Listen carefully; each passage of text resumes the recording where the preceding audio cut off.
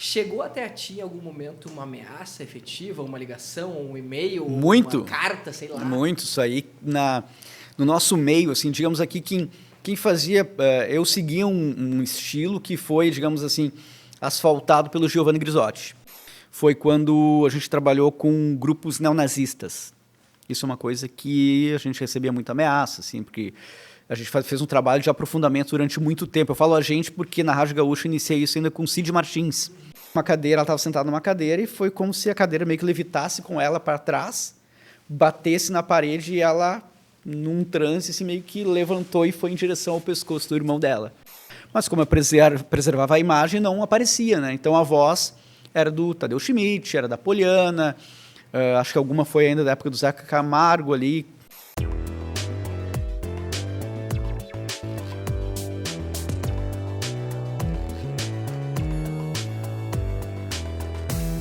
Olhos Papo está no ar, sejam todos muito bem-vindos a mais uma edição do nosso podcast, que vocês sabem bem, já reconhecem todo esse contexto no qual estamos inseridos.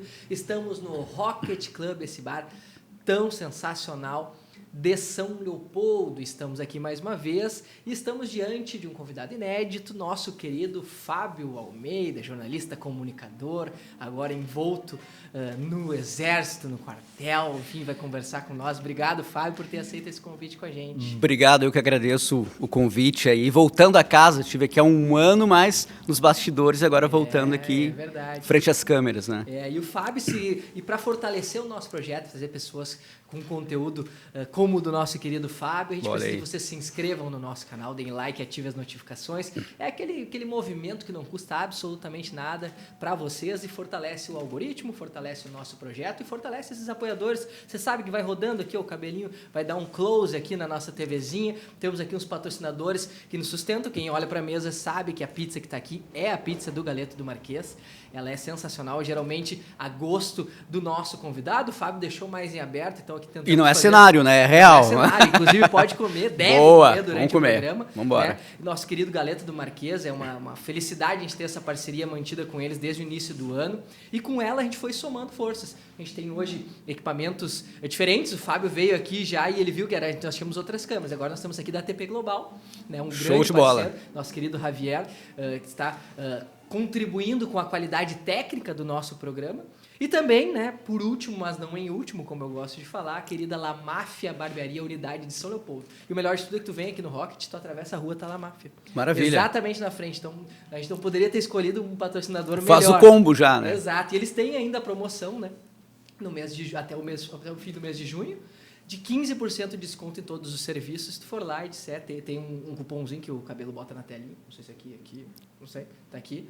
15% nos serviços. Então essa unidade de São Leopoldo, que faz um baita de um serviço, tem vários pacotes de desconto, está apoiando a gente, faz com que a gente vá lá também, ó, faz o cabelinho. Nosso querido Dodô foi que cortou o meu na última, então fortalece a nossa, dá uma tapeada, né, porque milagre também eles não fazem. E esses dias eu tava brincando com o Elias ali, o proprietário da unidade de São Leopoldo, e eu falei, mas para ajustar eu, Guilherme Biteco da produção e Anderson Cabelo, precisava de uma harmonização facial. Ele falou, mas tu sabe que a gente está nos planos. Olha aí. Eles têm uma unidade também em Santa Catarina e está nos planos inserir outros serviços também para essa coisa mais estética masculina. Então, bacana. Em breve, novidades nessa linha. Ficar de olho aqui nessa unidade de São Leopoldo e também na unidade de Floripa, né, Gui?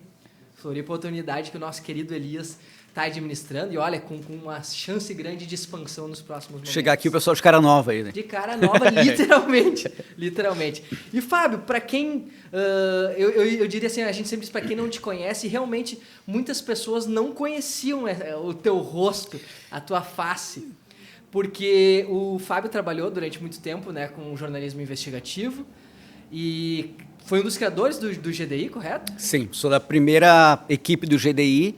E um dos, junto com o pessoal todo lá, que escolheu o nome, montou a primeira equipe, né? O que é o GDI, para quem não... O GDI é o grupo de investigação da RBS. Então, era um grupo que tinha integrantes da Zero Hora, RBS TV, Rádio Gaúcha, Diário Gaúcho. Todos os veículos do grupo RBS tinham integrantes e o trabalho era reportagem, jornalismo investigativo e descobrir falcatruas, digamos assim, né? E eu, na época, trabalhava na RBS TV e era... repórter investigativo, eu trabalhava só com investigação na RBS TV e nessa empreitada toda de investigação, eu comecei na Rádio Gaúcha, depois da RBS TV, foram 15 anos me escondendo. Então, é das primeiras vezes, assim, falando, mostrando o rosto, né? Eu saí da RBS no final de 2019, já quase 2020, mas o meu trabalho era buscar essas falcatruas aí do jornalismo investigativo, Sim. A gente fazia as denúncias e também me esconder, porque tem um porquê, quer que eu já fale, já vou emendar o assunto aí. Porque, ao contrário de muitas grupos jornalísticos nacionais, aqui no Rio Grande do Sul, tu acabava sendo o produtor da reportagem. Então, eu, como jornalista, eu era o cara que fazia infiltração. Então, vamos lá, eu ia descobrir, vamos dar um exemplo, uma das últimas reportagens. Tá? A gente mostrou como funcionava o esquema da fabricação de cigarros clandestinos no Brasil. Aquele cigarro que o pessoal às vezes compra, vê nas ruas aí do Paraguai. O famoso cigarro paraguaio. Ele não é paraguaio, ele é fabricado aqui. Alguns são, mas grande parte é fabricado aqui, porque economiza com logística, com apreensão, né? Então ele não tem o risco de atravessar a fronteira, então ele é feito no polo consumidor. Então a gente descobriu isso, eu tinha essa desconfiança, comecei a investigar e descobri que as fábricas clandestinas ficavam na região metropolitana, e isso acontecia em todo o Brasil. Região metropolitana mesmo. Região metropolitana. Montenegro, a gente descobriu na região Fumageira, Santa Cruz do Sul, aquela região também a gente descobriu outra. E o que acontecia? Comprava-se um maquinário para fabricar o cigarro, pegava um galpão clandestino, assim, uma casa, um sítio, e lá eles traziam, depois de instalar esse maquinário, eles traziam trabalhadores do Paraguai.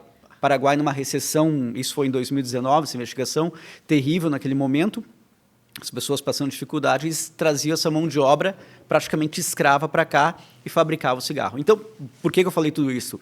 Eu era o cara que ia lá negociar, como se fosse um negociador de cigarro, eu era o cara que ia lá, como se fosse muitas vezes um agricultor que estava perto do... Enfim, eu me travestia, digamos assim, de alguns personagens para buscar a informação, a reportagem, buscar os dados, chegar mais próximo da realidade. Então, com microcâmeras, aquilo que o pessoal via no Teledomingo, via com minhas matérias no Fantástico também, eu tinha que me preservar para poder produzir a reportagem. Imagina, vou chegar num lugar lá negociar alguma coisa que estão tentando esconder, não, eu te conheço de algum lugar. Então, meu trabalho era justamente esconder a minha identidade. Não tinha rede social, tinha, mas não com fotos, né? Era justamente isso, era me camuflar, né? Sabe que depois eu quero falar sobre as parcerias que tu tinha, mas para quem não sabe, o Fábio é casado com a Bruna Colossi, que já gravou com a gente, né? Jornalista também, hoje no SBT, né? No Masbá. No Masbá. E a minha irmã sempre foi muito fã, assim, a minha irmã é fã de... Eu vou dedurar ela é stalker de famosos e jornalistas principalmente. Que legal. Todos, assim, ó, Band, Globo, ela acompanha todos, ela não publica nada na rede social, mas está sempre olhando e me mandando coisa. Então ela sempre me mandava, e aquela vez que tu veio aqui, eu comentei com ela assim, ela sempre mandava as fotos do casamento de vocês, que era a Bruna no primeiro plano, tu com o rosto virado. Virado, ou sim. Então uma ou outra tu com um emoji no rosto, e ela ficava assim, que curiosidade que eu tenho pra saber como é que é. Essa latinha aqui, não. e nunca aparecia, né? E eu fui até olhando no teu Instagram, fui zapeando ali. A tua primeira aparição no Instagram, pelo menos, foi em 2022. No ano passado? Acho que sim. Nem lembro qual seria essa foto, olhando, mas acho que assim, sim. Eu fui vendo as dos emojis, fui subindo, até por curiosidade. Curiosidade, Disso aí, 2022. E, bom, era uma parada naturalizada já na tua relação com a Bruna. Sim, sim. E ela também entendia isso e não sentia falta. E hoje pra ti é estranho aparecer, não é? É estranho me ver a minha imagem. Assim, apesar de... Para ter uma linha cronológica, assim. Eu trabalhava na Rádio Gaúcha, tá? E naquela época, obviamente, não usava a imagem, era a voz, enfim, era repórter, trabalhava também em investigação lá. Fui para a TV. Quando eu fui para a TV, eu fui como produtor e, na sequência, eu já fui como repórter. Então, eu fazia boletins. Tem arquivos, fazia um boletim para o Jornal da Globo, para os jornais da casa, né? E também jornais da rede. Então, a minha imagem existia naquele momento. E quando eu fui voltando para o jornalismo... Voltando não, mas... produzindo cada vez mais jornalismo investigativo e cada vez mais matérias mais pesadas, eu acabei novamente tirando as imagens que eu tinha e me escondendo. Então, durante muito tempo, eu não via a minha imagem assim. A Bruna acostumou, né? Então, voltando à tua questão inicial ali, a Bruna sabia disso, né? Sabia que era o meu trabalho, apesar de ela estar nas mídias, em tudo que é lugar, nas redes sociais ali, e sempre tendo essa verve de ser influencer, né? Então, ela sabia. E durante um tempo era tão charme, né? Escondia essa coisa toda assim. E o ano passado, então, como está referindo, que eu não confesso que eu não lembro mesmo, comecei a revelar as fotos. Foi aos poucos, né? Ainda bem aos poucos, né? For ver, não vai ter muita foto minha, e assim, só como uma viagem, alguma coisa assim. Mas é isso. Então, respeitava, tinha muita curiosidade das pessoas, né? Mas o pessoal entendia e respeitava também em função do trabalho. E eu achei muito engraçado, numa das fotos que tu tava e tem um emoji no lugar do teu rosto, uma mulher, ela botou assim, também nem vou seguir mais, porque eu tô seguindo uma pessoa que eu não consigo ver o rosto dela. Tipo, uma pessoa indignada. Indignada, né? E queria demais saber quem é, claro, curiosidade natural. E tu falou sobre essa preservação.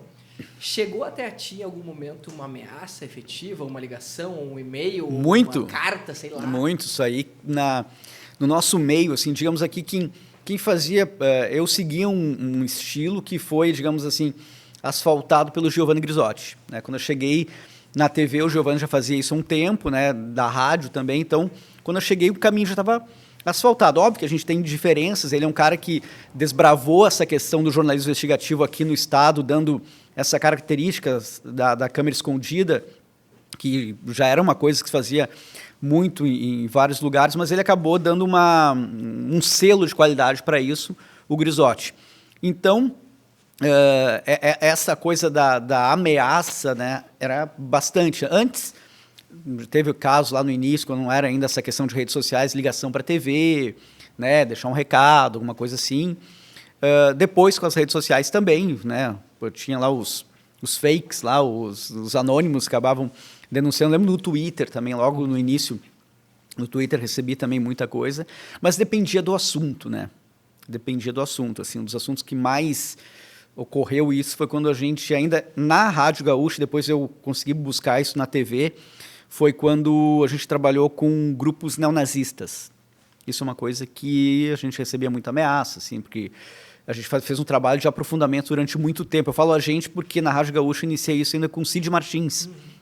Né, o Cid Martins, um cara que já multipremiado, né, e a gente começou a trabalhar junto nisso aí, e a gente começou a desenvolver essas pautas, né, e foi um período que a gente recebeu muitas ameaças. Né. Foram em quais regiões assim, que eles estavam, principalmente?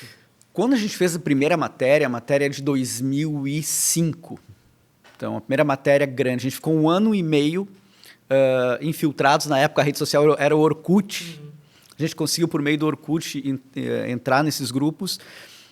A gente viu que era principalmente na região da Serra Gaúcha, alguma coisa aqui na região metropolitana, né? Porto Alegre tinha um núcleo forte e Santa Catarina. E eles se encontravam? Ou se encontravam. A gente ficou 1 ano e meio para ter acesso aos grupos, ter acesso às comunidades. Lembra que tinha as comunidades no Orkut? A partir daquilo ali a gente conseguiu daí ter acesso a algumas reuniões. Obviamente que eu, por ser um cara moreno, eu seria o primeiro neonazista indiano, assim, né, por assim dizer. Mas na época o Cid Martins acabou indo numa dessas reuniões. Eu era o cara. Já viu aquele filme Infiltrado na Clã? Sim, eu ia citar esse. Cara, a gente fez. Eu não conhecia a história. A história é baseada num livro, né?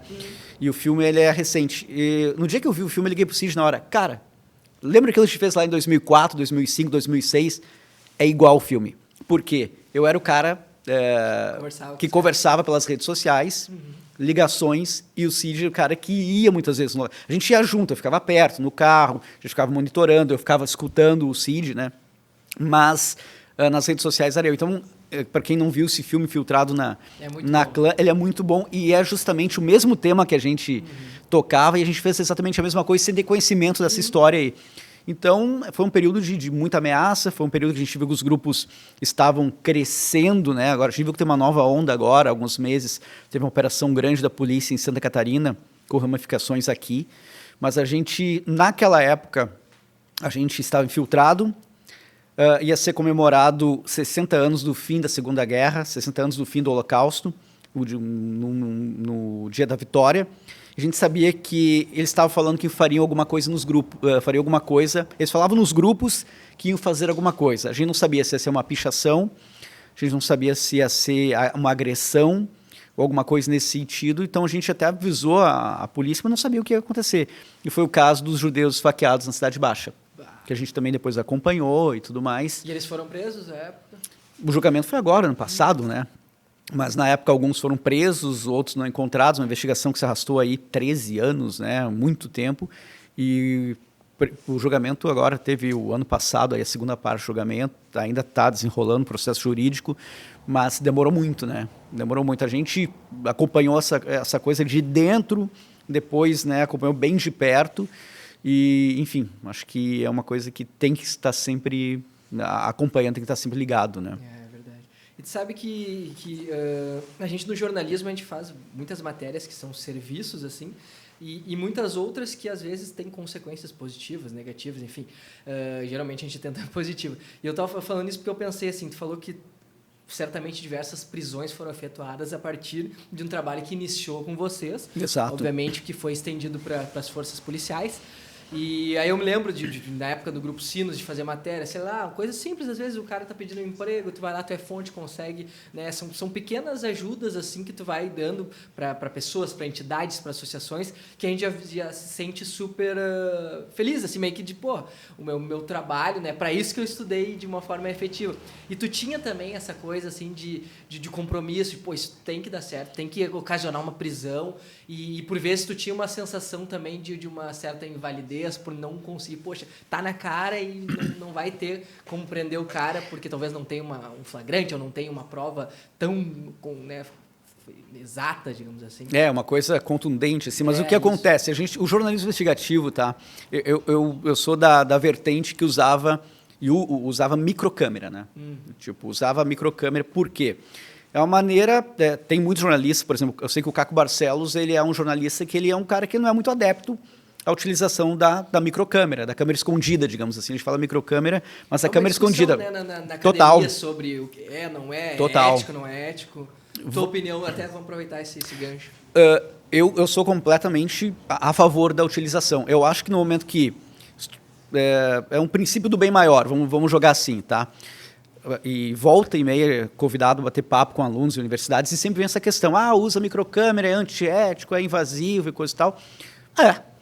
É antiético, é invasivo, mas eu estou levando em conta ali o bem maior daquilo que eu estou mostrando. Digamos lá, Matheus, ele é um cara que faz mal para uma sociedade, para uma comunidade, faz coisas muito graves. Eu vou estar invadindo naquele momento ali a privacidade dele, ok, vou estar. Mas vou estar denunciando ele e causando o bem para, sei lá, quantas pessoas, evitando problemas maiores. Então eu durmo com a consciência tranquila nesse sentido. Tu tem que espancar a pauta, ver se vale a pauta, né? É um termo das redações aí, espancar, ver se ela vai se manter em pé depois de bater na pauta. E a gente fazia muito isso. E eu sou um adepto a microcâmera, porque no momento que eu chego com uma câmera dessas aqui, uma câmera grande lá, eu sou o repórter, tu desviou o valor X? Não. Ela muda a realidade. Que o CQC fazia ali, talvez. Ali exatamente. Ele chegava até com aquele tom de humor, faziam denúncias, né? Eu acho que super válido, mas no momento do flagrante, né? Acho que a microcâmera, a negociação, a negociata ali, em que tu tá se passando pelo negociador, porque tem toda essa discussão também, mas tu está te passando por outra pessoa. Repito, eu sigo ainda na vertente do bem maior, entendeu? Mas se o cara está fazendo errado, se ele não estiver fazendo errado, nem vai ao ar isso, né? A gente, obviamente, para uma coisa ir ao ar, tem toda uma retaguarda, tem a tua produção, tem a tua investigação, tem a produção, tem o jurídico do veículo que tu estás trabalhando, na rádio, na TV, no jornal, enfim. Então, isso tudo é levado em conta, isso tudo é pesado. Então, eu sempre dormi com a consciência tranquila, né? Se alguma coisa eu fiz, olha, não tenho certeza, não coloquei no ar. Isso já aconteceram várias vezes, né? Tu fez um flagrante lá, mas será que é? Vamos tentar de novo, vamos ver de novo. Você lembra de uma situação específica, se alguma coisa nesse sentido? Lembro situações específicas. Eu acho que talvez teria sido uma das maiores flagrantes, assim, ele não rolou, mas eu poderia ter colocado o início da negociação, foi no município da região metropolitana, até melhor não revelar qual que era, que eu sabia que um vereador do município da região metropolitana, ele, na verdade, atuava como um mega traficante na região metropolitana. E a gente pegou a imagem dele vindo trazer dinheiro, trazer a droga num ponto de venda, né, da droga. Só que o que aconteceu? A gente tem a imagem. E daí, nisso, a gente foi fazer a negociação. Naquela época, isso vai fazer também bastante tempo já, as microcâmeras não eram muito boas. Ela pegou a imagem, mas não pegou o áudio. Eu tinha o flagrante, eu sabia, eu tinha depoimentos, eu tinha tudo. Só que não pegou o áudio. No caso. Não, eu ouvi, negociei, mas não pegou o áudio. E aí? Poderia ser qualquer coisa. Então, acabou não indo ao ar, tentamos de novo, acabou não rolando a produção. E sabe aquele flagrante perfeito? Que quando fui ver na microcâmera, eram umas gambiarras que a gente tinha antigamente. Hoje elas estão mais modernas, mais feitinhas, porque não é algo de larga escala. Não vai pensar que aquelas microcâmeras de caneta que se tinha antigamente são diferentes. Assim. Até não falo muito como são, porque o pessoal segue trabalhando, né? Não vou estar... Eu tenho as minhas ainda e tudo mais, mas fui ver, não tinha o áudio. E aí? Poderia alegar sem qualquer coisa, isso aqui era dinheiro de outra coisa, e o cara falava tudo, né? Então acontece isso, mas, por via das dúvidas, não foi ao ar. A gente botou a matéria, mas por outras vias, daí, sem usar esse flagrante. Tu citou que tinha algumas matérias que, por vezes, vocês ficavam coisa de 1 ano e meio, né, investigando e tal. E tu parou de 2019 para 2020, e mesmo nesse curto, faz pouco tempo que tu parou, né, de fazer esse tipo de... 3 anos, digamos mas assim. Mas mesmo assim, nesses 3 anos, até também em função da pandemia, de várias variações, com perdão da repetição, mas se perdeu um pouco de força jornalística, né? As redações estão cada vez mais enxutas. Muito. Tem muito produtor de conteúdo também em função... E aí eu digo a pandemia porque parece que ela intensificou aquela coisa de cada um produzir em seu determinado lugar, os veículos independentes crescem, e tu não vê mais tanto, assim, eu trabalhei no Grupo Sinos, e o cara ainda acompanha por ter colegas, né? Também a gente tem notícias de Grupo RBS também desligando um ou outro colaborador. E não se tem mais coisas assim. Tu teme que talvez o serviço jornalístico não seja tão bem executado em função de não ter perna mesmo, né? Às vezes tu não tem condição. Às vezes tu tem 2, 3 caras para fechar um jornal diário. E isso é comum nas redações, né? É o que está o que está ocorrendo cada vez mais. Mas até falando do jornalismo investigativo, a gente vê que não se tem espaço. Fazer jornalismo investigativo é caro. Eu preciso deslocar aquele repórter durante um bom tempo que não vai estar produzindo diariamente, só que eu tenho que fechar um jornal todo dia. Eu tenho que imprimir um jornal todo dia, eu tenho que botar notícias no site. Mas eu tenho um repórter a menos que está ganhando como outro repórter, que está usando uma equipe, está usando o auxiliar, que é o motorista, que está usando um cinegrafista lá. E quando é que essa matéria vai vir? E às vezes, se fica muito tempo, né? Eu falei 1 ano e meio, não significa que eu fiquei 1 ano e meio parado, né? Tocando diversas outras matérias, mas aquela investigação em paralelo, várias investigações e produções em paralelo. E a gente vê hoje que não se tem esse tempo, né? Conversando até com professores há poucos dias sobre esse assunto, falando sobre por que não se tem, como é que estão as disciplinas, né? Porque é um papo recorrente, né? Eu recentemente dei um bate-papo com alunos na Universidade Federal de Pelotas, e daí surgiu essa discussão e eu levei, né, por esse meu amigo que é professor, doutor em comunicação, e falando disso. E o que ele me apontou, e tem completa razão, é que o jornalismo o investigativo acabou... as empresas, né, pararam de investir um pouco. Porque, por causa disso, é custo, é caro, tu vai ter um cara a menos, está cada vez mais enxuto, né, que o repórter, antes que fazia uma pauta por dia, hoje ele faz 4 pautas por dia. E dirige, e fotografa, e faz vídeo. Exatamente, veículos menores ainda. Com um pau de selfie, sei lá, isso aí. Celular, né? O celular entra ao vivo lá, o pessoal não gosta desse termo repórter abelha, que está no interior. Ele dirige, ele chega, coloca o tripé dele, nem é a câmera mais, é o celular ali, que vai colocar um microfone aqui, ou o próprio fone do celular, e vai entrar ao vivo. E dali ele vai fazer matéria do evento que ele está ao vivo, e dali vai para a estrada, fazer o buraco de rua, daí teve um acidente, então ele aparece no mesmo jornal, coisa que não acontecia antes. O repórter aparecia no mesmo jornal, com assuntos... Hoje ele aparece 3 vezes no jornal, né? Já gera conteúdo para as redes sociais da empresa. E já vai a rede social, já vai o Twitter, já vai enfim, vai para o site, e assim vai. E daí acaba... são poucas que têm o estofo, que têm a condição de ter um repórter para investigar. Então, se cria hoje, por exemplo, o GDI, Considerei um grupo ainda que tinha as pessoas que tinham... Tu tem que ter um pouco de como é que eu vou dizer? De dedicação, não é qualquer pessoa que vai investigar. Eu até vou citar aqui um amigo meu, André Zeredo. O André Zeredo está na Record hoje em dia. Trabalhamos muito tempo juntos na RBS. Ele chegou para mim um dia, cara, vocês são loucos. Isso que vocês fazem de investigar e ficar esse tempo todo esperando, cara, eu não tenho essa paciência, eu não consigo, tá louco. E ele foi fazer algumas matérias, não, isso não é para mim. Então tem que ter, o cara tem que gostar disso também, né? Tem que ter aquela predileção a isso. E é difícil hoje, a galera, não sei, até eu estou dando esse exemplo que eu converso muito com estudantes, a gente pergunta, antes perguntava, né, quem vai fazer jornalismo investigativo? Os caras levantavam a mão, hoje quem vai fazer? Cri, sabe, pessoal? Não tá, o pessoal quer ser influencer, né? Talvez seja um dos remanescentes, assim, né?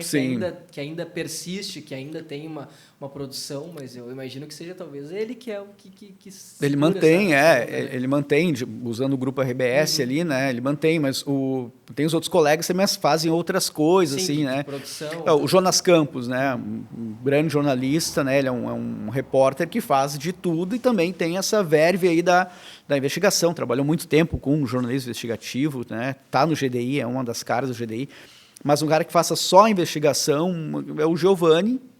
O Cid é um cara que fez muito só investigação, mas faz como rádio, né? Tu acaba fazendo de tudo, de trânsito a cobertura policial e tudo mais. E tem aquilo que se confunde também, jornalismo investigativo e jornalismo de investigação, né? São coisas diferentes que a gente vê, às vezes, o pessoal empacotando isso. Fiz uma reportagem investigativa. Não, tu acompanhou o trabalho da polícia, tu acompanhou o trabalho do Ministério Público, né? Então, uma operação. E voltando, até usando o exemplo do Giovanni, né? A gente está falando bastante do Giovanni. E o Giovanni é um cara que também levanta a bandeira do tradicionalismo dentro dos grupos, do grupo RBS ali, do tradicionalismo. Eu era um cara que fazia muita coisa de assombração. Eu fazia jornalismo investigativo e gostava de coisas de mistério. Era o meu... Para, talvez, aliviar um pouco a tensão das matérias, volta e meia eu vinha com uma reportagem nesse sentido aí. E são as famosas matérias do finado Teledomingo. Do finado Teledomingo. Muitas das matérias que o pessoal colocava no Twitter, que era muito engraçado, colocava no Twitter, que droga, assisti o Teledomingo, eu não vou conseguir dormir. Era um clássico. Eu não vou levantar para apagar a luz. Eu me divertia no Twitter vendo isso. Eram matérias lá, algumas...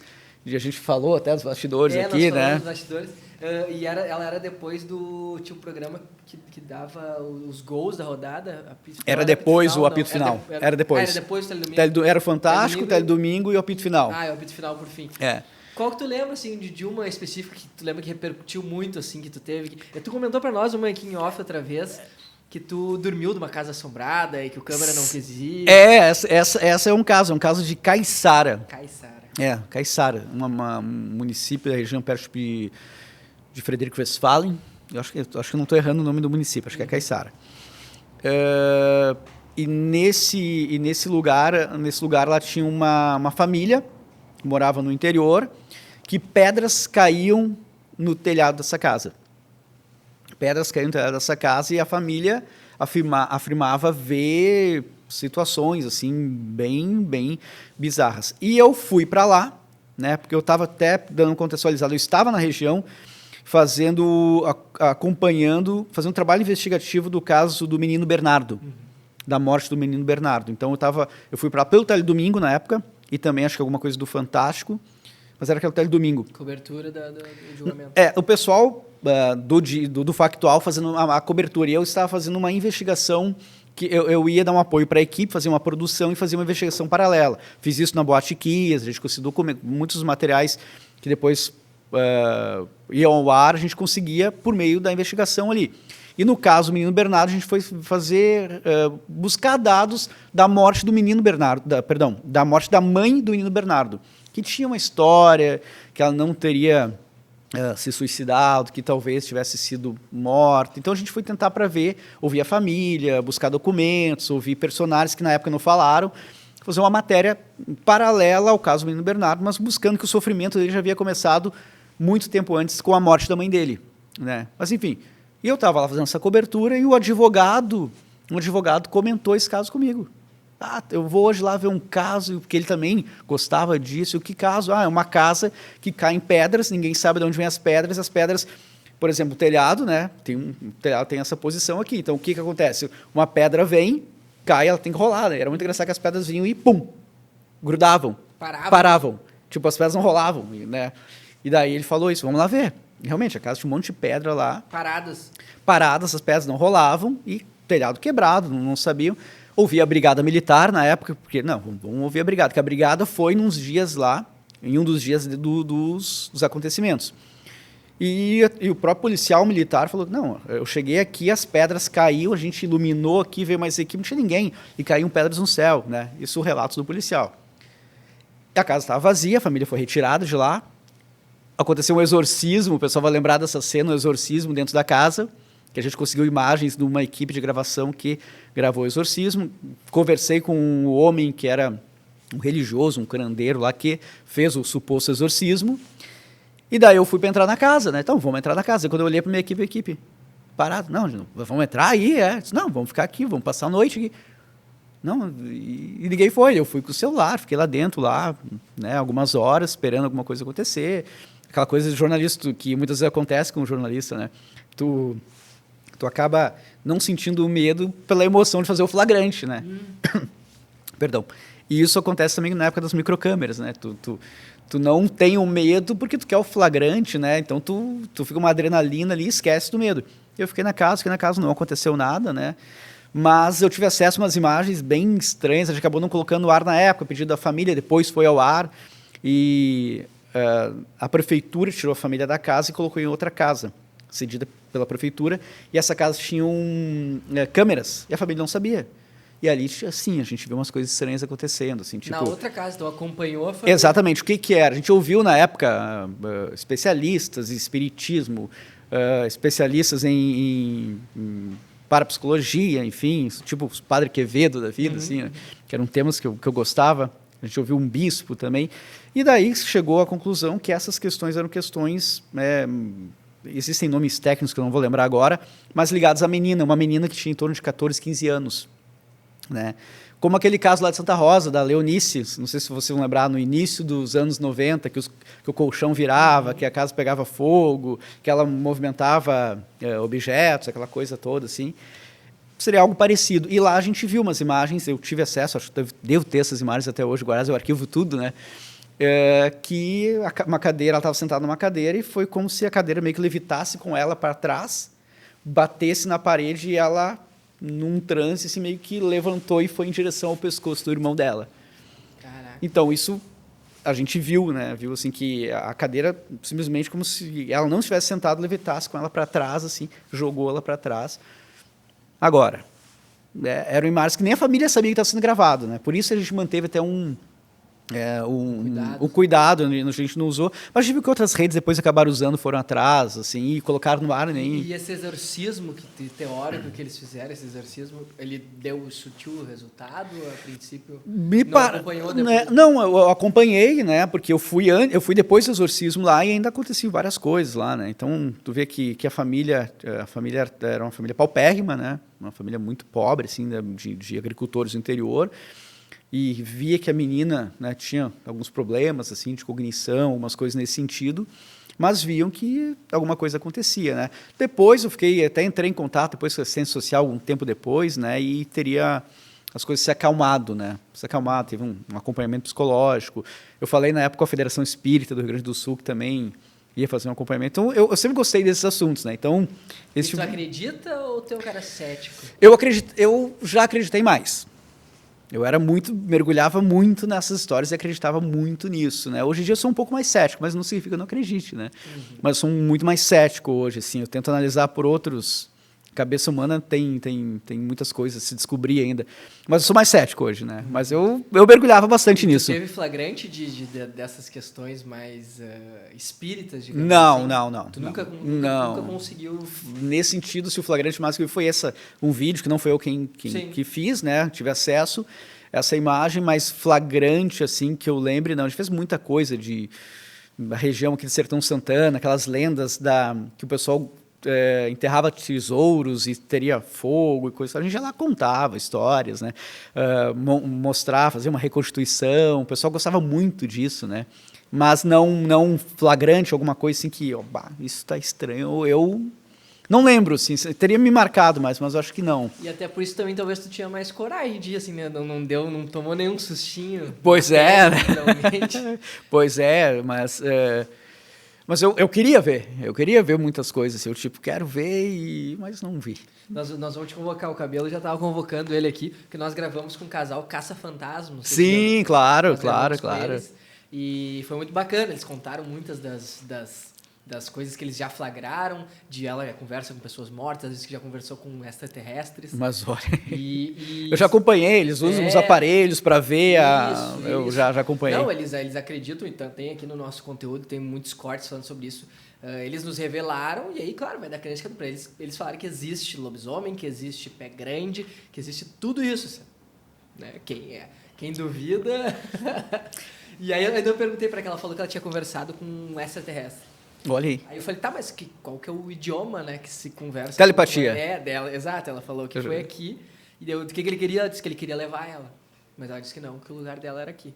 Então ela conseguia fazer A Bruna vai rir disso que eu falo agora. A gente acabou de voltar de viagem, né? A gente fez uma trip bem legal, assim. E de propósito, mesmo sem ela saber, eu fui fazer uma travessia do deserto de Mojave para chegar em Las Vegas. E ali é uma região, área 51 ali perto e coisa e tal. E à noite eu ia dirigindo e olhando, né, para ver nada, assim. Daí chego no Brasil, aconteceu esse caso, agora vocês não viram aí, da polícia que flagrou a câmera do policial flagrou uma nave, eu falando uma nave, sei lá, vamos corrigir. Flagrou uma luz e tem o relato do morador lá dizendo que tinham seres de 2 metros, 3 metros lá na casa dele, a polícia foi lá, enfim, eu não me aprofundei nisso. Onde você estava? Eu estava em Las Vegas, então foi... Sim. Eu cheguei no Brasil 2 dias depois que aconteceu isso. Poxa, cara, eu já perdi, né? E tu citou também algumas aparições, algumas participações no Fantástico, né? Sim. Como que funcionavam? Eram pautas específicas? Eu lembro que tu contou pra gente também da outra vez que tu veio com a Bruna aqui sobre um período que tu esteve, acho que era São Paulo? Rio de Janeiro. Rio de Janeiro. Que tu já esteve lá, tu contou até de uma relação com o Tadeu Schmidt, talvez seria legal. Sim, cara, gente finíssima. O que tu fez e como é que surgiram assim, essas oportunidades de daqui a pouco o teu material estar exposto também a nível nacional? O que acontece é que, como eu era repórter da RBS TV, fazia investigação, então muitos dos materiais exclusivos, que não ia ter em outro canal, porque era um levantamento próprio, uma investigação própria. E esse material, né, existe um núcleo da Globo, né, dentro da RBS TV, eu não sei como é que está agora, mas, enfim, existia o núcleo da Globo dentro da RBS TV, e tu está produzindo essa matéria, eles veem o potencial daquela reportagem, e viram e vendem a pauta. Olha, a gente tem um material assim, assim, assado. Então, as primeiras vezes foi isso que acabou acontecendo. Era vendido material, uma exclusividade, Fantástico. Ele é um programa que se caracteriza pelo exclusivo, né? Pela levantar um assunto e dar pela primeira vez esse assunto, uma investigação, uma produção própria. E o jornalismo investigativo, o jornalismo de aprofundamento, eu prefiro até chamar de aprofundamento, era o que eu fazia. Eu pegava um assunto lá, destrinchava até encontrar extrair o máximo daquele assunto. E era exclusivo, acabou sendo vendido, então as primeiras vezes foram assim, né? Tipo, não vou lembrar qual foi a primeira matéria, talvez uma que a gente mostrou, que acabou fechando depois da matéria, um presídio de Viamão, em que os presos saíam do presídio por uma escada, a gente tinha essa imagem, iam comprar carne para churrasco, iam cometer crimes e voltavam para dentro do presídio. Daí eles nunca acabavam sendo responsabilizados por aquele crime, porque eles diziam, não, mas eu estou preso. Como é que eu ia estar fazendo aquele crime lá? E a gente mostrou como isso funcionava, a gente pegou relatos de uma garota de programa, né, que entrava no presídio para fazer o programa, era um semi-aberto, assim, aberto. Então, era presídio sempre aberto a reportagem. Essa foi uma das primeiras matérias, não eu como repórter. Eu produzia a matéria, localmente eu fui repórter, mas o fechamento dela foi feito, né, pelo André Azeredo. Então, aí tu vai tendo pautas boas, vai oferecendo, chegou um ponto que eu fechava minhas próprias matérias, mas como eu preservava a imagem, não aparecia, né? Então a voz era do Tadeu Schmidt, era da Poliana, acho que alguma foi ainda da época do Zeca Camargo ali, com a locução dele, né? E tu assinava a reportagem, mas não aparecia, né? E consegui sempre ter muitas matérias, então teve períodos ali, 2016, 17, acho que 18, que a gente colocava a cada 2 meses, aí, a cada 1 mês e meio, reportagens exclusivas no Fantástico. Então, acabava indo para o Rio de Janeiro, fechava as matérias. Então, lá tu está fechando junto com os principais repórteres da casa, né? Sônia Bride, o Eduardo Faustini. Para quem não sabe, o Eduardo Faustini é o repórter, aquele que a imagem dele também não aparece, ele é um dos principais, ele é um dos primeiros a fazer isso, né? O Eduardo Faustini é da época da Manchete, documento especial, lá da Manchete, que foi levado para a Globo, para o Fantástico, e é o cara aquele, cadê o dinheiro que estava aqui, né? Então, o Eduardo Faustini, esse cara aí, saiu agora, o ano passado, da Globo, e voltou no Linha Direta, agora não é um produtor Linha Direta. Falei com ele semana passada, inclusive, eu não sabia. Ele, não, agora eu estou produzindo as histórias do Linha Direta, voltou para ser o investigativo do Linha Direta, que tem assuntos que, por mais que sejam de domínio público, tem que ir lá buscar, né? Então, o Eduardo Faustini, que é o mestre aí, voltou. Então, tu tem a honra de trabalhar com esses caras, né? Então, tu vai para a redação, e o Tadeu fecha. contou uma passagem, eu acho que ele te reconheceu, ou comentou alguma matéria tua, não foi? Não, o Tadeu é um cara que estava junto na redação. O Tadeu mandou mensagem de casamento, mandou mensagem de casamento, assim, tipo, acho que fez uma brincadeira. Na época, no casamento, a gente casou em final de 2019, e ele mandou uma mensagem lá, a gente fez um vídeo, criou um vídeo, uma situação, ele mandou uma mensagem, assim, o detetive virtual, vamos ver, que era um vídeo da Bruna num final de ano tocando no teclado, só que ela tá brincando, tá tocando teclado.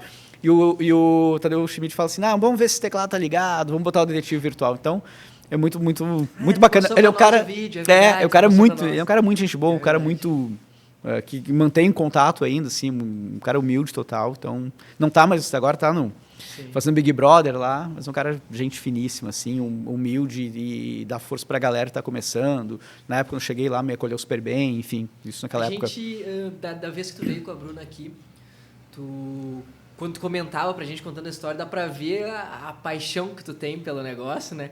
E o quanto tu tem, talvez não, talento também pra isso. E eu ainda brinquei esses dias com os guris, porque nós estávamos no South Summit lá. Sim. E aí tu tirou uma foto minha sem eu te ver, tu disse, tu tá aqui, não sei o quê. E eu tava do teu lado, quase. Tu tava do meu lado, mas te persegue essa coisa de investigação. E não tem, às vezes, a vontade de, poxa, vou voltar, ou vou tentar fazer alguma coisa desse gênero, assim...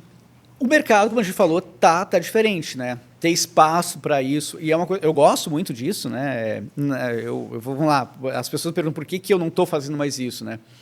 E por que eu saí? Eu acabei, foi uma opção minha, tá? Eu estava no meu melhor momento, digamos, sabe aquela coisa que está no auge lá, tá jogando no top, time. No melhor time, e eu decidi mudar por questões também. As matérias estavam ficando cada vez mais perigosas.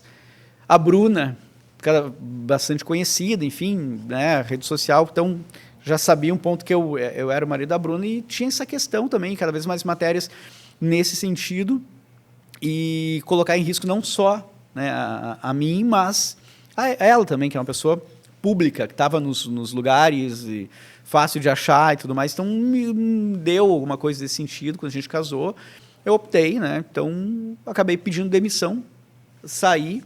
Mas, obviamente, que é uma coisa que ainda, né, gosto muito, né? Eu sou um cara que entrei nesse meio porque eu era apaixonado por rádio. Daí tu vai dizer, rádio, tipo, como a gente falava antigamente, né? Rádio AM, FM, né? O AM era as rádios de notícia. Mas não, eu era apaixonado por rádio FM, né? Rádio, o cara que ia lá, anunciava música. Eu tenho uns pilotos, né? E fazia tudo isso. E isso acabou me levando para vários caminhos. Eu fui DJ, nem DJ, fui... A gente chama de DJ, mas não é DJ. O cara é sonorizador, bota som em casamento, 15 anos, festa, ok. Tá, é ok. Mas... O DJ vai ficar bravo com nós, mas no popular, digamos que né? DJ, festa, contato o DJ. E era isso, a gente tinha uma equipe de som, um amigo meu de infância, o Diogo tá morando na Austrália lá, o Júnior, outro amigo meu, a gente tinha um grupo que colocava festas e coisa e tal. Então, isso aí já levou pro rádio, música, DJ... Aliás, a última festa que eu coloquei a festa, foi o casamento do Leandro Stout e da Milena Scheller. Eu acho que foi a última festa assim, que a gente... o casamento deles. Mas, enfim, voltando. E esse meio do rádio acabou me levando para o jornalismo. Chegou um momento que eu ia fazer um teste para ser unidade móvel da Pop Rock. Na época ainda estava... O pessoal ainda estava... Acho que o Fetter estava lá, estava todo mundo lá. Maurício Amaral. Todo mundo estava lá. E eu era rato de rádio, né? Eu era rato de rádio, então eu entrei nesse meio apaixonado por rádio. No colégio eu inventei nas rádios, poucas vezes falei isso, vou contar agora, que eu estava fazendo um trabalho sobre profissões e escolhi sobre locutor de rádio. Então eu chegava em todas, eu conheço todas as rádios de Porto Alegre, conhecia, né, daquela época, isso 97, 98 ali, conhecia todas as rádios de Porto Alegre fazendo isso. Então eu fui recebido na época pelo Everton Cunha, foi recebido... O Pi, para quem não sabe. O Mr. Pi, foi recebido por um monte de gente, diz, tô fazendo trabalho, não tinha trabalho nenhum, era só para conhecer como é que era a rádio, eu queria. Então eu conheço desde a Rádio Aliança, Rádio Católica de Porto Alegre, a Pop Rock, hoje é Mix, né, ao Estúdio da Atlântica, conheci todas assim. E comecei a fazer parte de grupos de ouvintes. Então eu conheço o Fetter daquela época lá, que tinham os assíduos, os alquimistas do café, da época do cafezinho, entendeu? Eu era o Gamba, o Felipe Gamba, que saiu agora da Gaúcha. O Gamba também era daquela época, ele era o cara do grupo de ouvintes, né? A gente falou essa semana, inclusive, sobre isso. Ele, cara, eu tava lá, ou seja, eu não lembro dele, não lembro de mim, mas a gente tava junto. Enfim. Daí depois chegou o momento de escolher também isso, de ir para uma rádio FM, que era uma unidade móvel. O Ico Thomas tinha saído da rádio, ido para o Patrola, se não me engano, tinha essa vaga, eu estava tenteando, digamos assim, né, para ir lá, e acabei passando no processo de estágio da Rádio Gaúcha. Desde eu estava fazendo jornalismo, acabei indo, assim. Então, a paixão, ela vai, né, uma coisa vai juntando a outra, assim, né. Só para pegar um gancho aqui que o @duongarato... Grande Duongarato, tá na Austrália, você me conhece? Me conheço. Perguntou se já teve medo das reportagens investigativas. Conta uma história. Tu contou várias histórias e tu falou sobre o fato de que tu às vezes o receio era muito mais de não perder o flagrante. De não perder o flagrante. Mas teve alguns momentos que tu achou que talvez eles estavam desconfiando de ti, alguma coisa nesse sentido, assim? Aí te deu um receio maior, putz, esses caras me descobrirem aqui. Não, até pergunto bastante isso e não, né? Eu era muito cri-cri nesse assunto. Então eu ia lá botar a cara quando eu tinha já entrado no personagem. A ponto de o cara perguntar o nome da avó, eu saber o RG da avó inventado, entendeu? Uhum. Tipo, eu entrava, eu criava o personagem, eu sou um negociador de tabaco ilegal. O que eu tenho que saber? Como eu tenho que saber? Eu sou um cara que está levando carros para o Paraguai, que é uma matéria que a gente fez também mostrando. O que eu tenho que saber para levar carros para o Paraguai? Eu tenho que saber a rota, eu tenho que ter um nome lá, eu tenho que saber que carros lá, quanto vale o carro. Então eu estudava muito isso e eu sabia.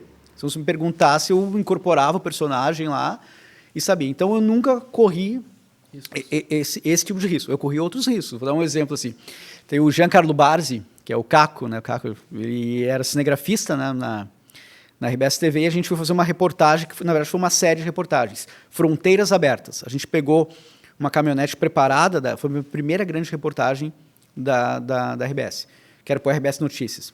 O seu Eloy, que a gente chama o Eloy Zorzeto, o seu Eloy disse, olha, vai e me mostra que essa fronteira está aberta. Então, isso que a gente foi mostrar. Então, a gente entrou lá em Barra do Guarita, extremo noroeste do Rio Grande do Sul, percorreu 1.700 quilômetros e foi até o Chuí.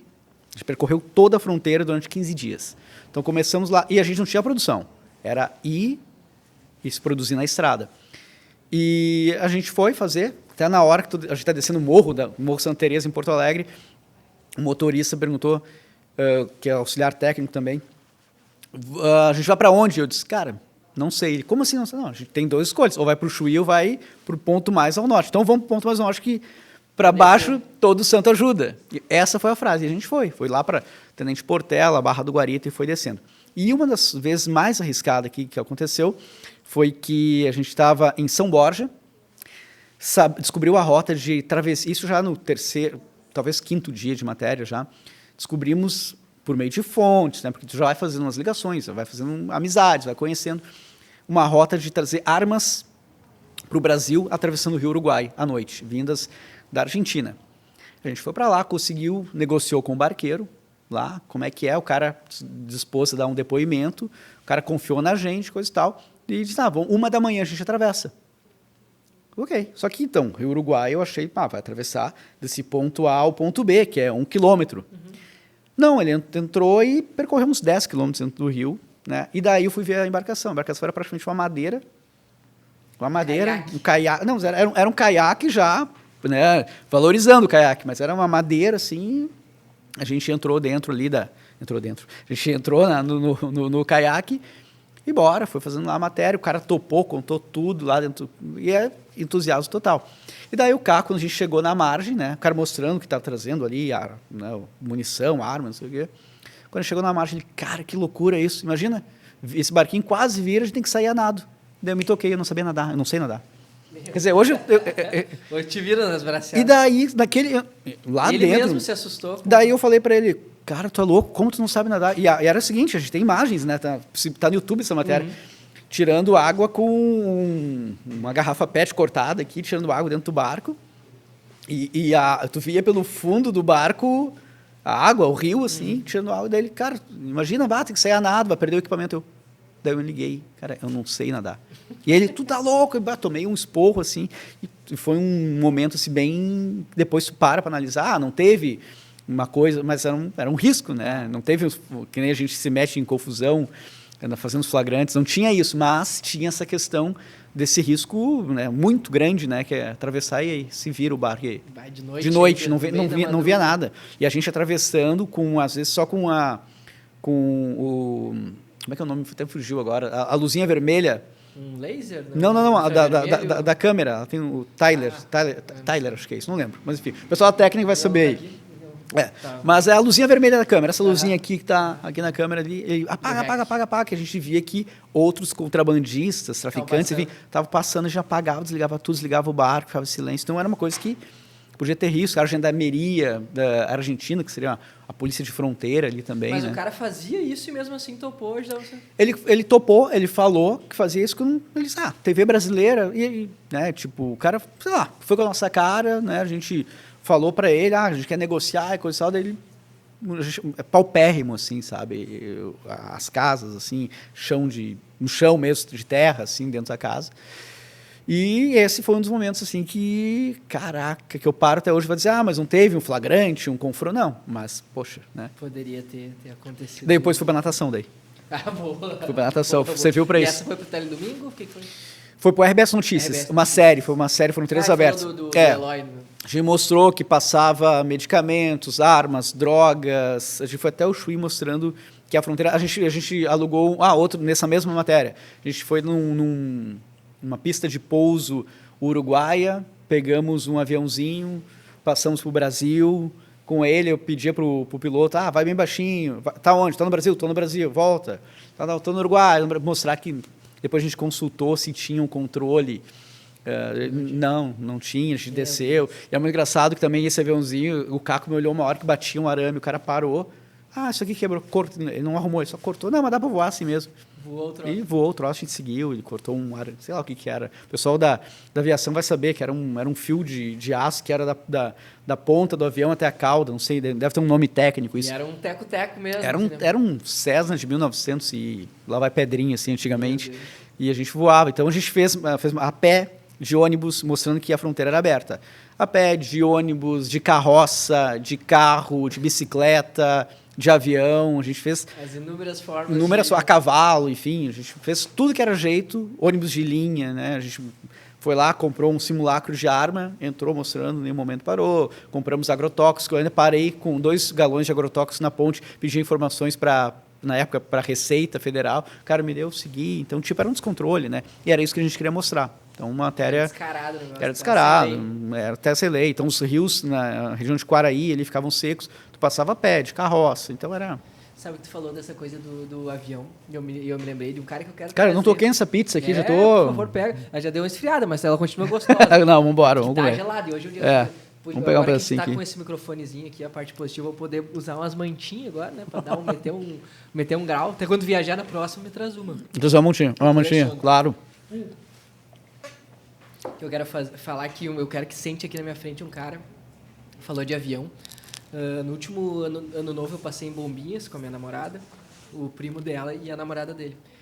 E o nosso vizinho de porta do condomíniozinho que a gente alugou, assim, era o cara... Já viu aquele filme Vips?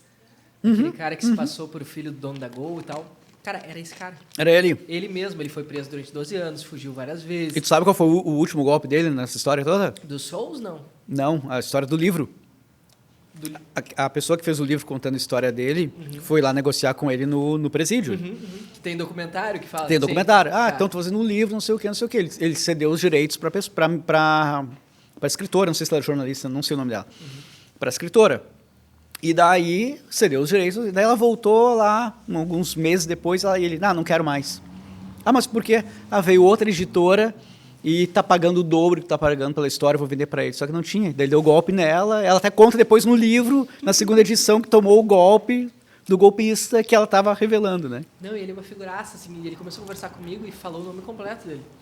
E eu fui pensar, mas é o cara mesmo. E a gente passou 3, 4 dias ali, eu contei daí pro primo da minha mina, ele ficou apavorado, porque o cara convidou pra gente pra fazer um churrasco, só que a gente dividia, vamos fazer, meu, imagina as histórias que esse cara tem. E um dia ele me chamou assim, meu, vem cá. Ele tava no celular, assim, que eu tinha apresentar um cara dele, virou, tipo, era o... Como é que é o nome desse biólogo que tem o rosto tatuado, que era da... Rasmussen. Isso, é isso aí. Isso aí, o Rasmussen. Era amigo dele. Hoje ele é produtor musical real, assim, da banda Sim. Raimundos, do Zé Ramalho, de vários caras. Ele é amigo das estrelas e tal. E ele ficou de me ajudar, assim, a gente trocou uma ideia quando ele viesse pro sul aqui pra gente gravar, que ele mora em Curitiba. Ele mora em Curitiba. A história dele é muito louca, né? Cara, o cara tava do meu lado ali, velho. Eu não acreditei, assim, eu contei, minha mina ficou com medo. Depois, não, cara. Ele aprendeu Ele tava com filho, tipo de, sei lá. Ele aprendeu a pilotar sozinho. Isso, e ele fazia os aviões da FARC. Ele ganhava uma grana, trazia e transportava droga. O Celton Mello fez um filme, se não me engano. Wagner Moura foi ele. Foi Wagner Moura? Foi Wagner Moura, que ele critica, diz que foi muito ruim, que eles fizeram coisas que não é verdade. Aí ele sempre diz, tem um documentário que ele participa, que é bom. E tem um filme que o Wagner Moura faz ele, mas que tem várias coisas que ele diz que não é verdade, assim, dele enganar pessoas. Ele diz, cara, ele diz que ele fazia golpes em pessoas...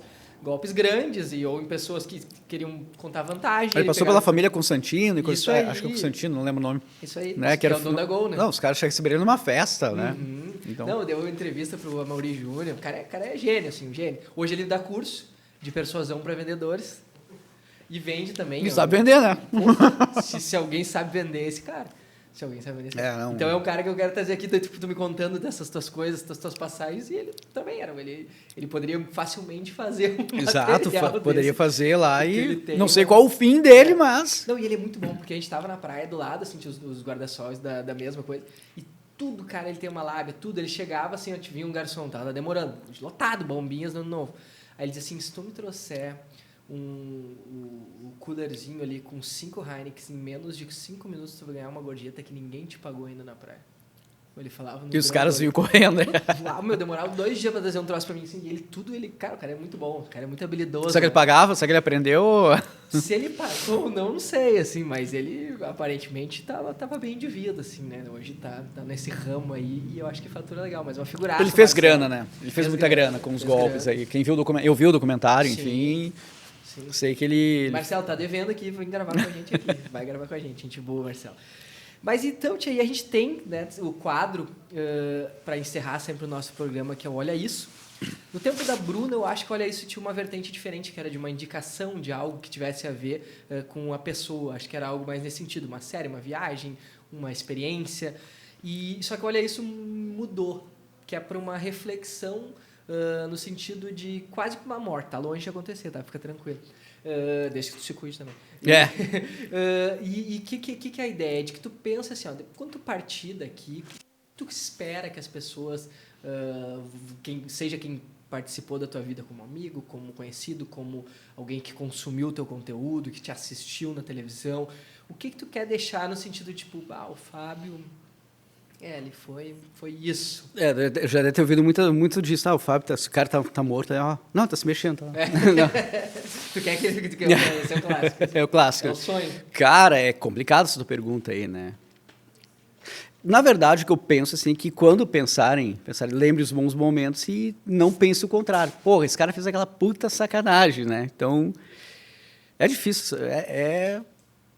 É complicado essa tua questão aí. Eu preferia se eu tivesse feito A do outro, da indicação. Da outra indicação. Cara, mas do que o Fábio fez, cara, eu ainda eu espero que isso seja uma reflexão de um filho meu. Eu ainda quero ser pai, sonho da Bruna, né? Que legal.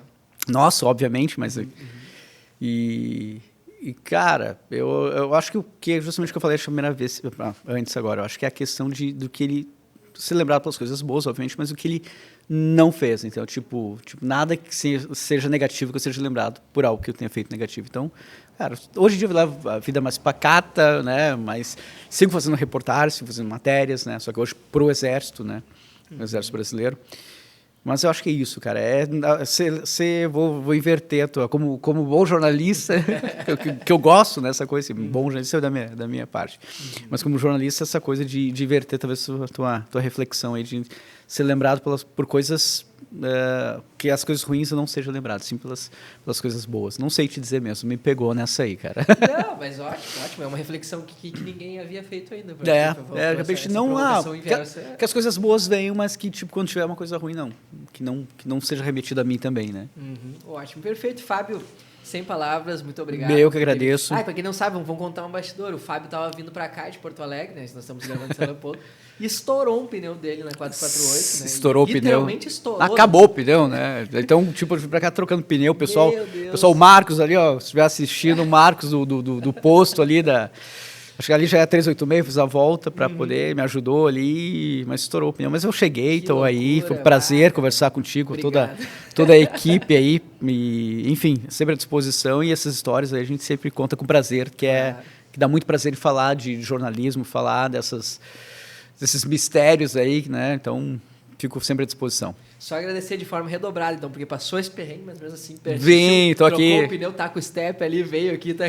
Não, e vou fazer uma propaganda aqui também, tá? Eu e a Bruna, a gente tá lá, a Bruna e eu, tá? A gente tá com o canal lá, o Voando as Tranças também, que todas essas histórias de viagens a gente tá contando lá também. Então, vai no YouTube lá, Voando as Tranças, com a Bruna Colossi, que eu tô de editor, de produtor e de videomaker também lá. Muito massa. Eu vi que nessa última viagem de vocês teve bastante conteúdo ali, né? E bem legal. Vai ter Rota 66, vai ter Las Vegas, vai ter Grand Canyon, tem umas coisas bem legais aí. Show de bola. Então, Fábio, mais uma vez, obrigado. Eu agradeço. E obrigado a quem veio até aqui, né, que assistiu até aqui. Eu sempre digo que quem assistiu até aqui não tem desculpa, te inscreve no nosso canal, dá aquela força. É importante. É super importante e necessário. A gente tem crescido gradualmente, nos deixa muito feliz. A gente tem tido uma fidelização também do pessoal, então isso é um combustível para a gente seguir tocando ficha. E uma coisa que eu não falei no início do programa, eu citei a nossa querida TP Global, eu citei o nosso querido Leto Marques, agora nós vamos saborear o restinho da pizza aqui, quando der o rec for pausado pelo nosso querido Anderson Cabelo. E também citei a nossa querida La Máfia, barbearia unidade aqui de São Leopoldo. E não citei a campanha do agasalho. Eu falei da mantinha que eu estou utilizando agora. E realmente hoje é uma manhã bem fria. Hoje é dia 13 de junho. Você que está nos assistindo no verão, saiba que essa data está muito gelada. Muito frio. 13 de junho de 2023. Então o frio chegou na segunda agora, domingo para segunda.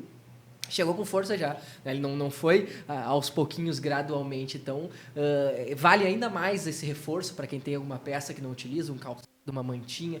É super necessário e não custa nada. Às vezes a gente tem uma peça que a gente não utiliza. A gente geralmente não utiliza todo o percentual do nosso guarda-roupa. Sim, a gente guarda muita coisa, não usa, então vamos ajudar. Então, os pontos de encontro, os pontos de recolhimento, o Cabelo vai colocar aqui é o querido Rocket Club, a La Máfia, Barbearia Unidade aqui de São Leopoldo e o Galeto do Marquês, essa nossa trinca de patrocinadores. Todos eles têm uma caixinha lá com adesivinho, recebendo os agasalhos e depois a gente destina para uma instituição que faz essa entrega para pessoas que realmente necessitam disso. Então, é uma campanha que a gente repete, a gente já fez isso no ano passado, não custa nada, estamos repetindo porque eu acho que também é uma obrigação, é um serviço, né, para a gente retribuir, a gente que gosta e que é jornalista também tem esse compromisso do serviço. Então, essa é a entrega, um conteúdo de entretenimento, mas que a gente tem um compromisso também de entregar um pouquinho além de nós. Então, definitivamente, vocês sabem o quanto eu agradeço a vocês.